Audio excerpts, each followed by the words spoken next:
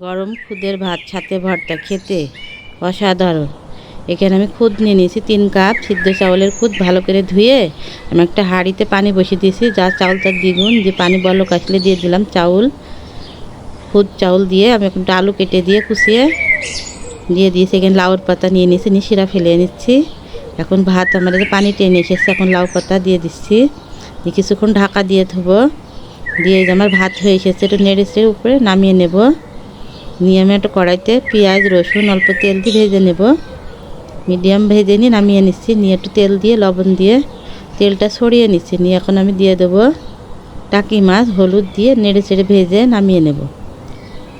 নামিয়ে নিয়ে এখন লাউ পাতাটা মুঠাই নিচ্ছি ভাতের ভিতর থেকে। দিয়ে এখন আমি একটা শিলপাটায় টাকি মাছ পেঁয়াজ রসুন লবণ দিয়ে বেটে নেব। লাউ পাতাটা একইভাবে আমি বেটে ভর্তা বানিয়ে নেব। নিয়ে আমি এখন ভাত নামিয়ে প্লেটে পরিবেশন করবো। যে খেতে কি মজা! ভালো থাকবে।